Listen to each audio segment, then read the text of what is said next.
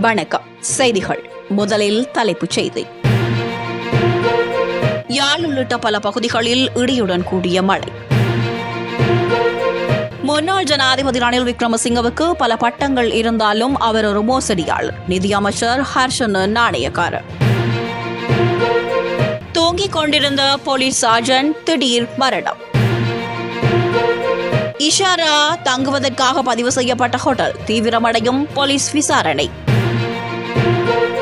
இரு குழுக்களுக்கிடையில் ஏற்பட்ட மோதலில் சகோதரர்கள் இருவர் பலி. இனி விரிவான செய்திகள். நீதி அமைச்சர் ஹர்ஷன நாணயக்கார பாராளுமன்றத்தில் பேசுகையில் முன்னாள் ஜனாதிபதி ரணில் விக்ரமசிங்கவுக்கு பல பட்டங்கள் இருந்தாலும் அவர் ஒரு மோசடியாளர் என்று விமர்சித்தார்.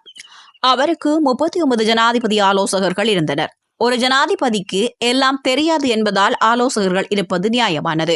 ஆனால் 39 ஆலோசகர்கள் இருந்தால் அவருக்கு எதை பற்றியும் எதுவும் தெரிந்திருக்க முடியாது என்று நாணயக்கார கூறினார். இயக்குனர் போன்ற பட்டங்களை பயன்படுத்தி ஆலோசனை வழங்க குறைந்தது 67 பேர் நியமிக்கப்பட்டுள்ளதாக அவர் கூறினார். இந்த பதவிகளை பார்த்தால் இவை அமைச்சக செயலாளரால் செய்யப்பட்டிருக்கக்கூடிய விடயங்கள் தான் என்று அவர் கூறினார். முந்தைய நிர்வாகம் ஏற்பட்டுள்ள அதிகப்படியான செலவுகளை நியாயப்படுத்தும் வகையில் தங்கள் பணியின் நோக்கம் குறித்த ஆவணங்களை தயார்படுத்தி பராமரிக்க தவறிவிட்டது. அஷி மாரசிங்க பாராளுமன்ற விவகாரங்களுக்கான ஆலோசகர்களில் ஒருவர்.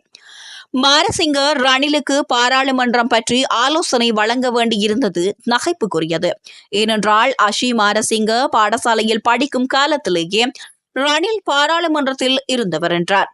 விக்ரமசிங்க நெருங்கிய கூட்டாளிகளை பயனற்ற பதவிகளுக்கு நியமித்ததாக குற்றம் சாட்டிய நாணயக்காரர் அவர்களுக்கும் சொகுசு வாகனங்கள் வழங்கப்பட்டதாக கூறினார். அவர்களுக்கான கொடுப்பனவுகளுக்காக மொத்தம் 59 மில்லியன் ரூபாய் செலவிடப்பட்டுள்ளது என்று நீதி அமைச்சர் தெரிவித்தார்.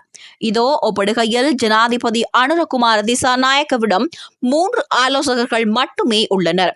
அவர்கள் தாமாக முன்வந்து தங்கள் சேவைகளை வழங்குவதால் எந்த செலவும் இல்லை என்று அமைச்சர் நாணயக்கார கூறினார். அனுராதபுரம் போலீஸ் நிலைய தங்குமிட விடுதியில் இன்று போலீஸ் சார்ஜன்ட் ஒருவர் நித்திரையின் போது உயிரிழந்துள்ளார். அனுராதபுரம் போலீஸ் தலைமையகத்தில் உள்ள போலீஸ் உணவகத்தின் பாதுகாவலராக பணியாற்றிய 57 வயதுடைய போலீஸ் சார்ஜன்ட் ஒருவரே இவ்வாறு உயிரிழந்துள்ளார். உயிரிழந்த போலீஸ் உத்தியோகத்தரின் பிரேத பரிசோதனை நடவடிக்கைகள் இன்று நடாத்தப்பட உள்ளதுடன் சடலம் அனுராதபுரம் போதனா வைத்தியசாலையின் பிரேத அறையில் வைக்கப்பட்டுள்ளது. கணேசமுல்ல சஞ்சீவவின் கொலையில் தேடப்பட்டு வரும் இஷாரா ஷவந்தி கொலைக்கு முந்தைய நாள் கடுவலையில் உள்ள ஹோட்டலில் தங்குவதற்காக வந்ததை காட்டும் புகைப்படங்கள் மற்றும் சிசிடிவி காணொளிகள் தற்போது வெளியாகியுள்ளன.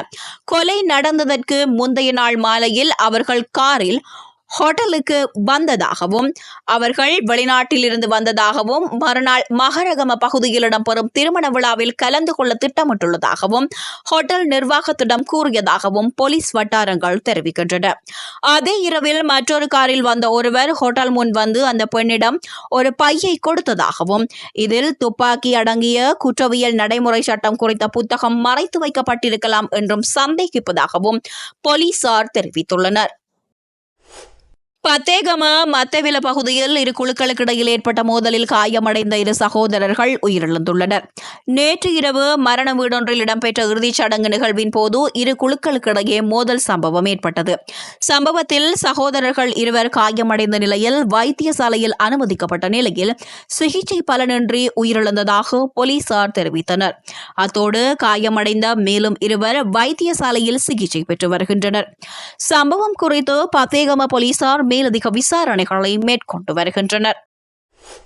வடக்கு, வடமத்திய, கிழக்கு, தென் மற்றும் ஊவா மாகாணங்களிலும் மாத்தளை மற்றும் நுவரெலியா மாவட்டங்களிலும் அவ்வப்போது மழை அல்லது இடியுடன் கூடிய மழை பெய்யக்கூடும் என வளிமண்டலவியல் திணைக்களம் எதிர்வு கூறியுள்ளது. ஏனைய பகுதிகளில் மாலை அல்லது இரவில் அவ்வப்போது மழை அல்லது இடியுடன் கூடிய மழை பெய்யும் என திணைக்களம் குறிப்பிட்டுள்ளது. குறித்த விடயத்தை வளிமண்டலவியல் திணைக்களம் இன்று வெளியிட்டுள்ள அறிக்கையில் தெரிவித்துள்ளது. ஊவா மாகாணம் மற்றும் மட்டக்களப்பு, அம்பாறை, மாத்தளை, நுவரெலியா, பொலனறுவை மற்றும் ஹம்பாந்தோட்டை மாவட்டங்களிலும் சில இடங்களில் 100 மில்லிமீட்டர் வரையில் மழை பெய்யக்கூடும். மேல் மற்றும் சப்ரகமுவ மாகாணங்களிலும் காலி மற்றும் மாத்தறை மாவட்டங்களிலும் சில இடங்களில் 75 மில்லிமீட்டருக்கும் அதிக மழை வீழ்ச்சி பதிவாகக்கூடும் எனவும் அறிக்கையில் சுட்டிக்காட்டப்பட்டுள்ளது. வடக்கு, வடமத்திய, கிழக்கு மற்றும் வடமேல் மாகாணங்களிலும், மாத்தளை, நுவரெலியா மற்றும் ஹம்பாந்தோட்டை மாவட்டங்களிலும் அவ்வப்போது மணிக்கு 30 தொடக்கம் 40 கிலோமீட்டர் வேகத்தில் காற்று வீசக்கூடும். இடியுடன் கூடிய மழை பெய்யும் போது தற்காலிகமாக பலத்த காற்று வீசக்கூடும். மின்னல் தாக்கங்களினால் ஏற்படும் பாதிப்புகளை குறைக்க தேவையான முன்னெச்சரிக்கை நடவடிக்கைகளை எடுக்குமாறும் வளிமண்டலவியல் திணைக்களம் கேட்டுக்கொண்டுள்ளது. யாழ் உள்ளிட்ட பல பகுதிகளில் இடியுடன் கூடிய மழை. முன்னாள் ஜனாதிபதி ரணில் விக்ரமசிங்கவுக்கு பல பட்டங்கள் இருந்தாலும் அவர் ஒரு மோசடியாளர். நிதியமைச்சர் ஹர்ஷன நாணயக்காரர். தூங்கிக் கொண்டிருந்த போலீஸ் சார்ஜன்ட் திடீர் மரணம். இஷாரா தங்குவதற்காக பதிவு செய்யப்பட்ட ஹோட்டல் தீவிரமடையும் போலீஸ் விசாரணை.